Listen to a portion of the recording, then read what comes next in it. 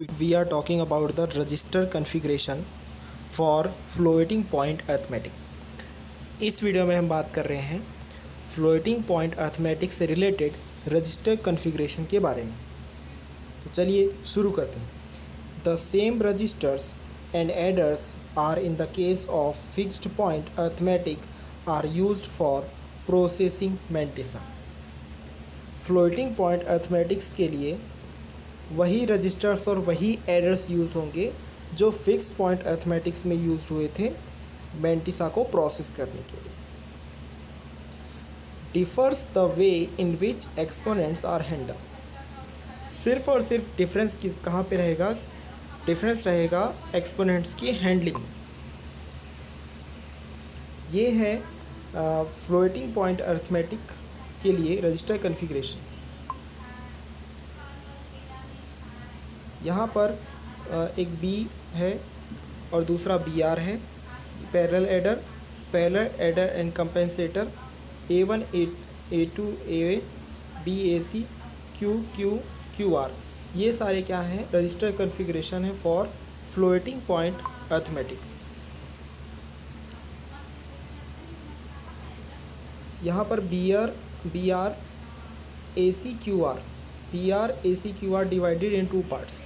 B R A C और बाद का जो क्यू आर है उसको डिवाइड किया गया है टू पार्ट्स में। Mantissa is stored in B A and Q register. Mantissa stored हुआ है बी ए और क्यू रजिस्टर्स में। Exponent in B A Q register, exponent store होगा बी ए क्यू रजिस्टर में। Mantissa in sign magnitude in A and sign in AS and MSB and A1। Mantissa sign magnitude का रहेगा वो store होगा A में, और sign यदि sign रहेगा तो वो रहेगा AS में, और MSB रहेगा मोस्ट सिग्निफिकेंट बीट रहेगा A1 में। Biased exponent in A, biased exponent store होगा A में।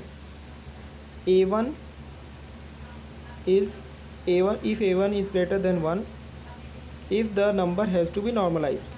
A1 की वैल्यू होगी 1 यदि नंबर नॉर्मलाइज्ड होगा। सिमिलरली होगा अदर रजिस्टर्स के लिए, similarly for other registers.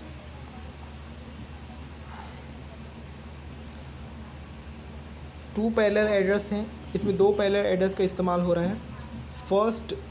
First adds two mantissas and sum stores in A carry to E। First में ऐड करेगा टू मेंटिसास को और सम करेगा स्टोर्स को, और सम को स्टोर करेगा A में और कैरी को स्टोर करेगा E में। Second parallel adder adds the exponents don't have distinct sign bit but taken as positive. Second parallel adder add करेगा एक्सपोनेंट्स को जिसमें कोई भी डिस्टिंक्ट साइन बिट नहीं होगा, लेकिन इसे लिया जाएगा as positive. Exponent overflow is neglected. Exponent overflow को नेग्लेक्ट किया जाएगा। Exponents are connected to comparator that provides 3 binary outputs to indicate their relative magnitude। Exponents connected होंगे कंपेरेटर में इस तरीके से कि आप प्रोवाइड करेंगे 3 बाइनरी आउटपुट्स ताकि इंडिकेट किया जा सके उनके रिलेटिव मैग्नीट्यूड को। The number in the mantissa is taken as a fraction, so binary point resides to the left of the magnitude part.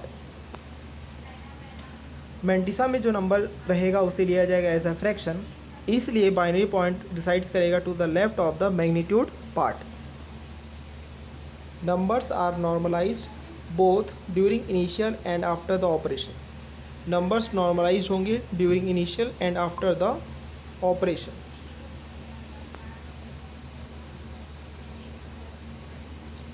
A floating point operation में produce, एक floating point operation produce कर सकता है exponent overflow, exponent underflow, significant overflow और significant underflow, significant overflow. Exponent overflow, a positive exponent exceeds the maximum possible exponent value in some system. This may be designated as plus infinity और minus infinity. एक positive exponent exceed करेगा maximum possible exponent value को। कुछ system में इस value को designated किया जाएगा एज प्लस इन्फिनिटी और minus infinity. Next is exponent underflow. A negative exponent is less than the minimum possible exponent value. Example, minus 200 is less than minus 127. This means that the number is too small to be represented and it may be reported as 0. Next जो है वो exponent underflow. एक negative exponent होता है less than the minimum possible exponent value. Example के लिए minus 200 less than है minus 127. इसका मतलब यह है कि नंबर बहुत ही ज़्यादा स्मॉल हो सकता है रिप्रेजेंट करने के लिए और इसे रिपोर्टेड किया जाएगा as 0. Next is significant underflow. In the process of aligning significant digits may flow off the right end of the significant. As we shall discuss, some form of rounding is required. Significant overflow. जब भी हम align करते हैं सिग्निफिकेंट्स को तो digits flow of कर सकते हैं राइट एंड ऑफ सिग्निफिकेंट में. जैसा कि अभी तक हमने डिस्कस किया है, कई बार कुछ तरह की राउंडिंग रिक्वायर्ड होती है. Significant overflow. The addition of two significants of the same sign may result in a carry out of the most significant bit. This can be fixed by realignment as we shall explain. Significant overflow का मतलब होता है addition करना to सिग्निफिकेंट्स का of the same sign, जिसमें result होता है एक carry out most significant bit का. यह फिक्स हो सकता है रीअलाइनमेंट के द्वारा. तो अभी तक जो हमने पढ़ा है उसे एक बार रिवाइज़ कर लेते हैं. हमने शुरुआत किया था रजिस्टर कॉन्फ़िगरेशन से. हम यहाँ पर पढ़ रहे थे register configuration floating point arithmetic के लिए. सेम रजिस्टर्स और एडर्स यूज़ होते हैं फ्लोटिंग पॉइंट अरिथमेटिक में जो यूज़ हुए थे फिक्स्ड पॉइंट अरिथमेटिक में मैंटिसा को प्रोसेस करने के लिए. डिफरेंस यह रहता है कि किस तरीके से यहाँ पर एक्सपोनेंट हैंडल किए जाएंगे. यहाँ पर कुछ रजिस्टर्स होते हैं B register, B R, parallel adder, parallel and comparator, A1, A2, AC, Q are.